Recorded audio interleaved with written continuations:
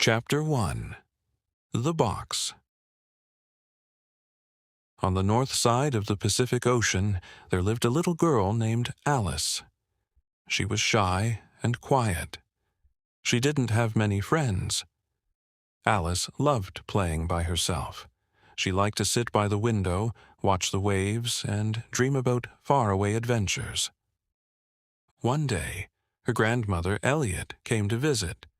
Alice ran to her, hugged her tightly, and didn't want to let go. Grandmother sat down in a chair and put Alice on her lap.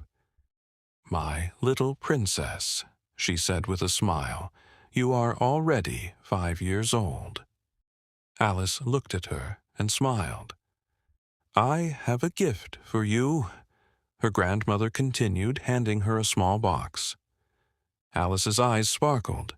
"What is it?" she asked. "Open it and see," her grandmother replied. Alice carefully opened the box. Inside was an old, dusty chest. "Is this just an ordinary chest?" Alice asked, a little unsure. Grandmother smiled gently. "No, Alice. This is not just a chest. It is a chest that holds a tiny world."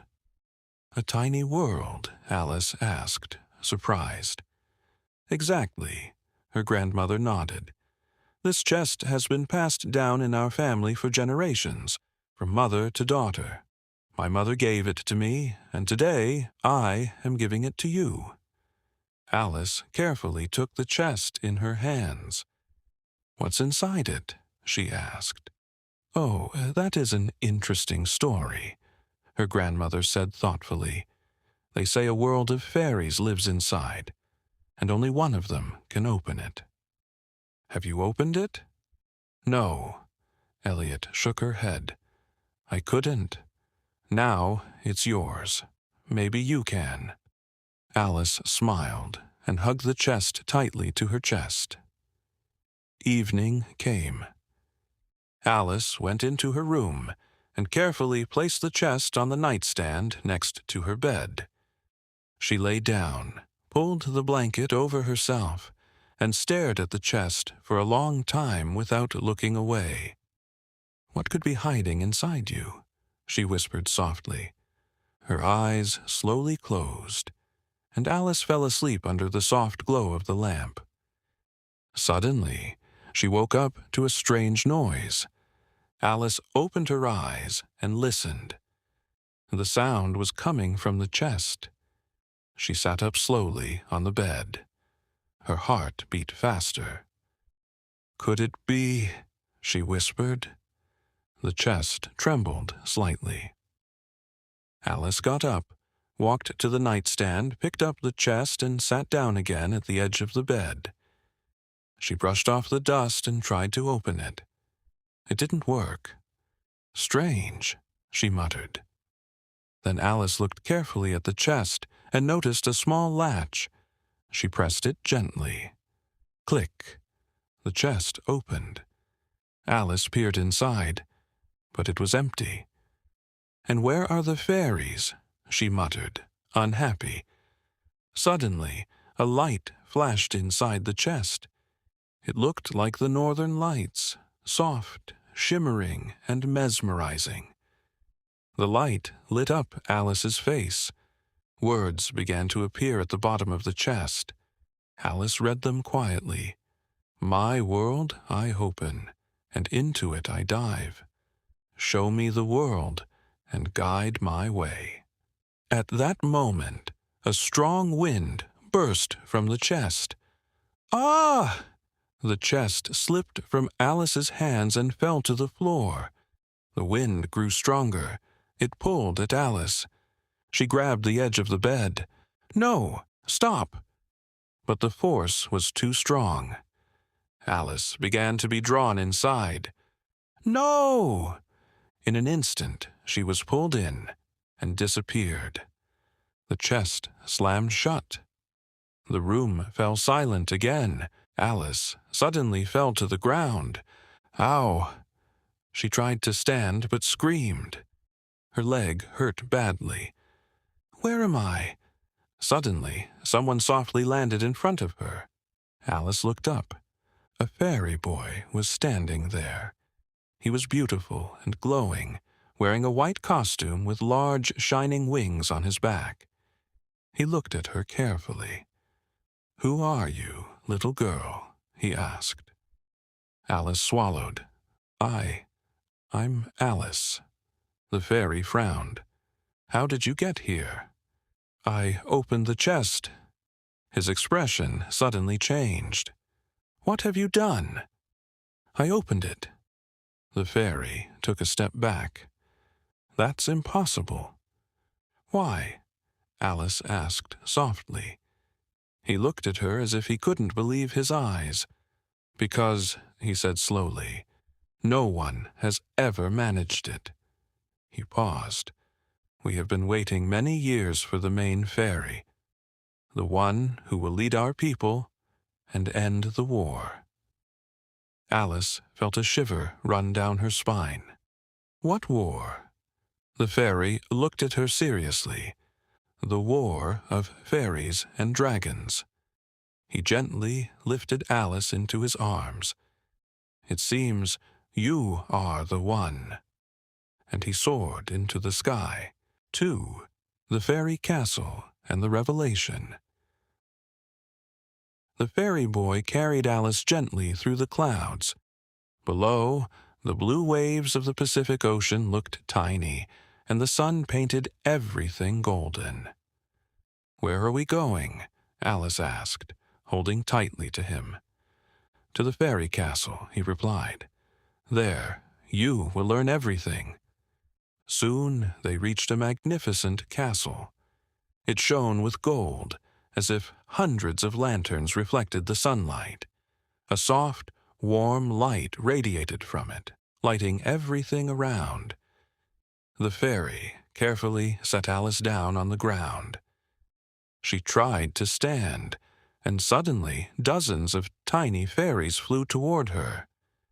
They stopped what they were doing, weaving crowns, drawing patterns on leaves, and gathered around her.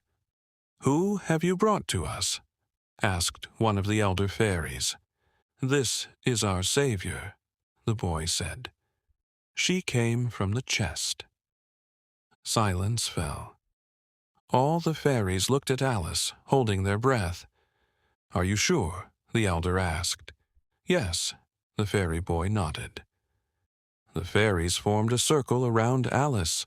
They rose into the air and began to glow with a soft, magical light.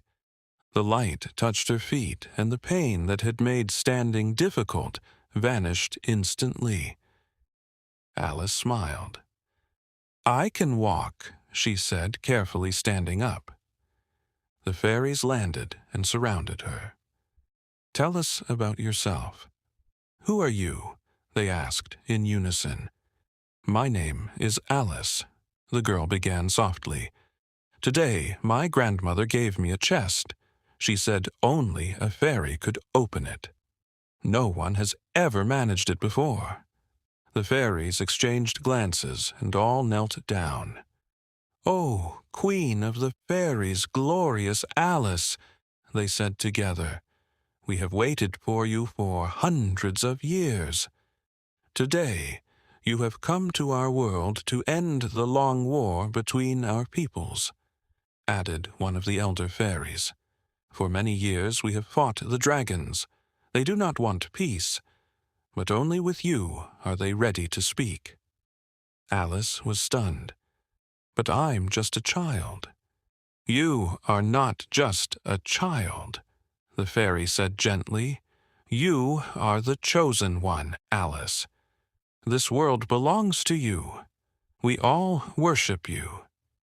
Alice felt her heart beat faster. She realized that now an entire kingdom depended on her. "I am ready. What do I need to do?" she asked decisively. The fairies immediately dressed her in a delicate pink gown. They placed a crown on her head and attached large shining wings to her back. Alice looked at herself in a large mirror and couldn't believe her eyes. "This is me." The fairy nodded silently. Alice slowly twirled in front of the mirror, watching her wings glow. "Your first task," said the fairy, "is to learn to fly.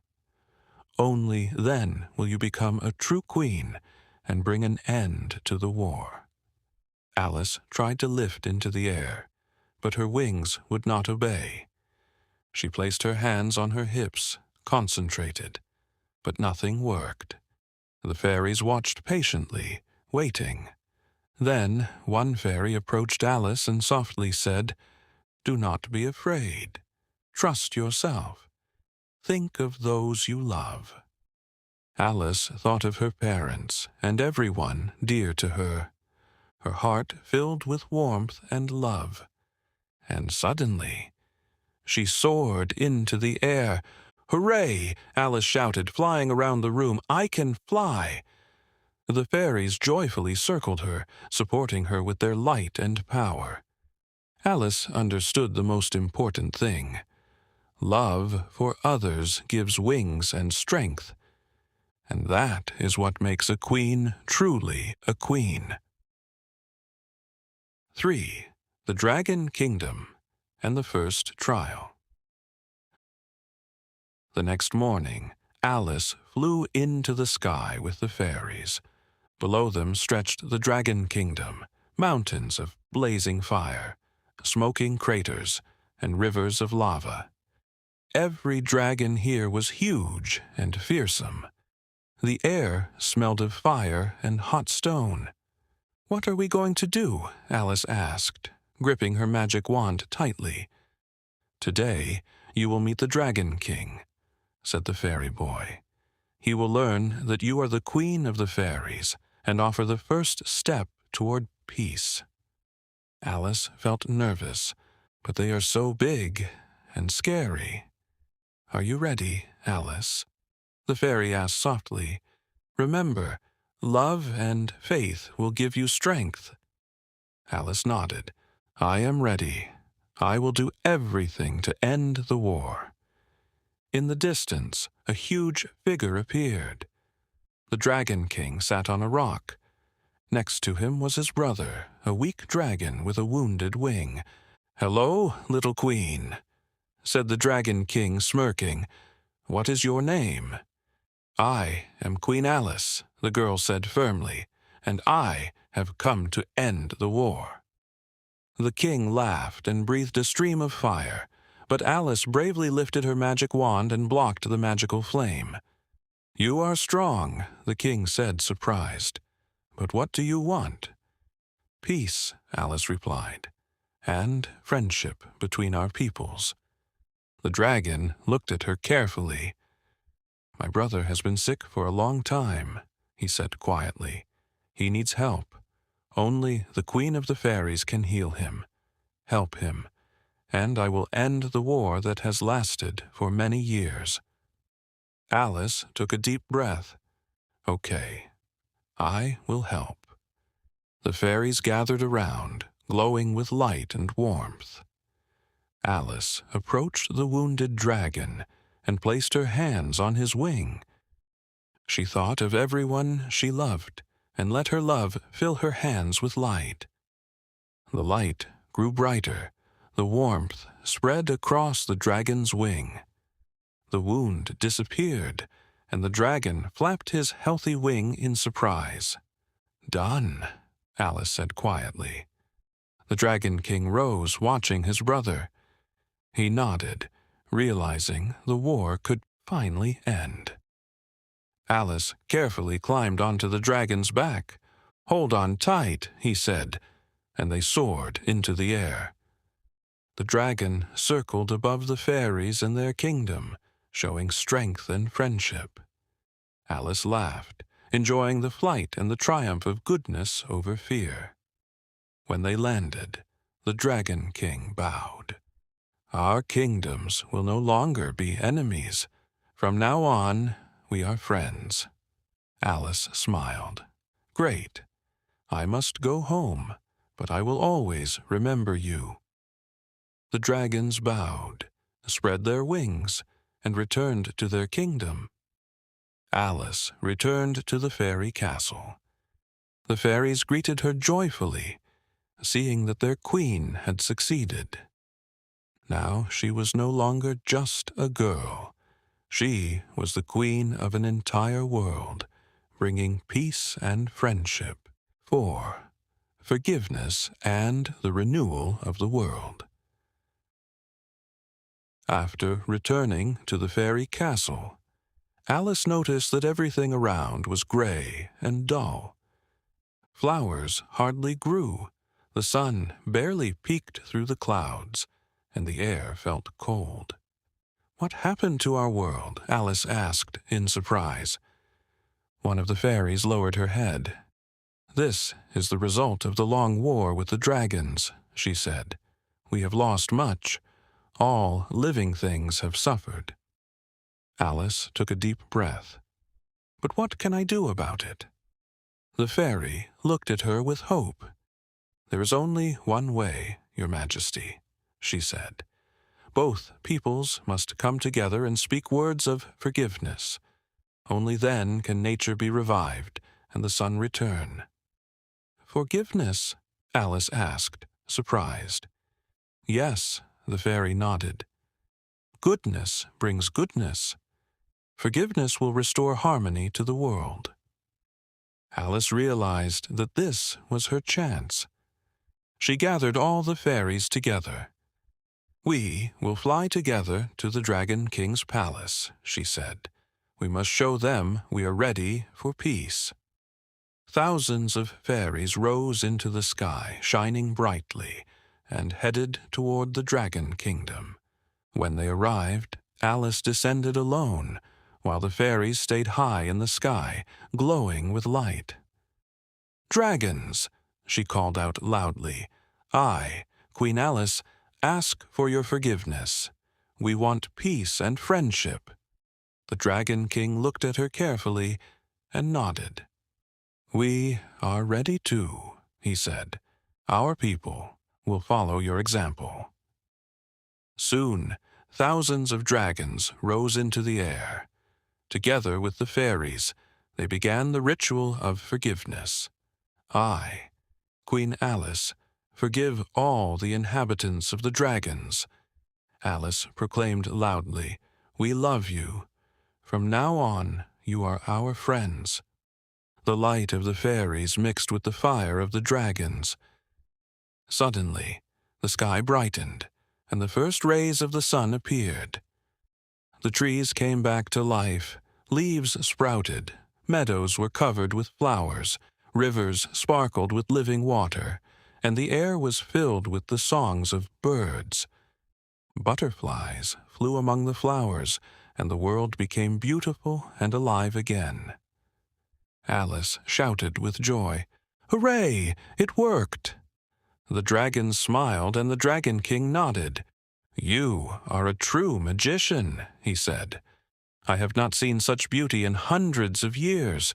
Forgiveness and love create miracles." Alice happily flew into the air, flapping her wings. The dragons circled around the fairies, celebrating their new friendship. A new life began between the two kingdoms, full of respect, understanding, and love.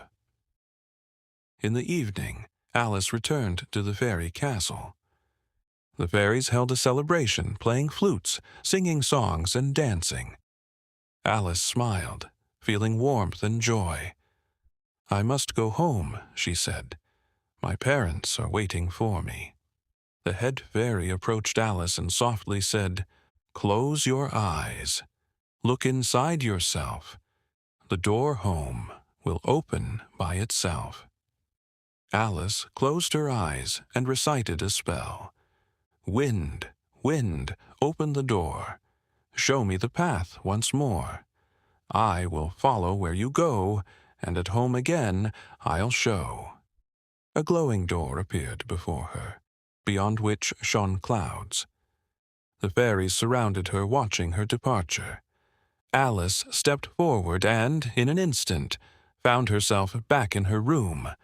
The chest stood on the nightstand, just as before. "I'm home," she whispered, smiling. She wrapped herself in a warm blanket and fell asleep, feeling the love and support of the entire magical world. And so was born a new story, Alice and the Chest of Adventures.